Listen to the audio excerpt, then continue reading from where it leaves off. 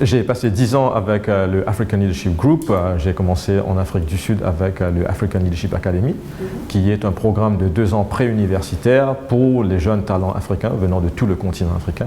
En 2015, je suis parti à l'île Maurice avec le fondateur Fred Swaniker, qui était justement reconnu récemment parmi les 100 personnes les plus influentes dans le monde par Time Magazine. Donc en 2015, on a lancé l'université African Leadership University à l'île Maurice.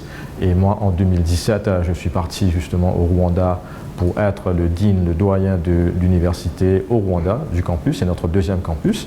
Et justement, cette année, en 2019, on a été reconnu par le magazine Fast Company comme la boîte la plus innovante sur le continent africain et 39e au niveau mondial.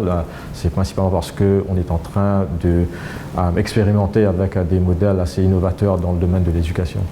Je participe à Emerging Valley parce que je connais Samir, il était venu nous voir au Rwanda, il s'intéresse beaucoup à ce qu'on fait à l'université.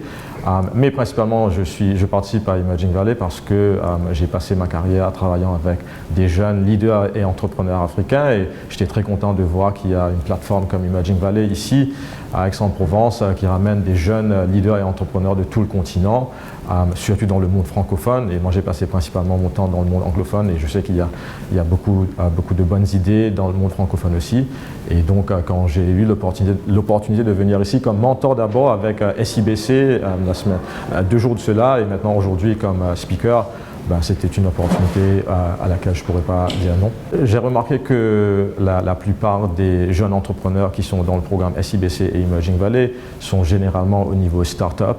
Ils ont donc les soucis que généralement les start-up ont à ce stage, le financement, le réseautage, un peu d'accompagnement dans leur développement. C'est justement ce qu'on a vu ces 2 derniers jours. Mais il y a évidemment certains entrepreneurs qui sont un peu plus expérimentés, ils ont déjà essayé dans le passé, donc ils ont déjà eu les leçons nécessaires, mais les autres, je pense qu'en étant dans ce groupe avec d'autres jeunes entrepreneurs comme eux, ils sont déjà motivés, ils font du réseautage, ils arrivent généralement à pouvoir accéder à, si ce ne sont pas des sources de financement, à d'autres personnes qui peuvent les diriger dans les bonnes directions pour leur aider à développer encore plus leurs entreprises.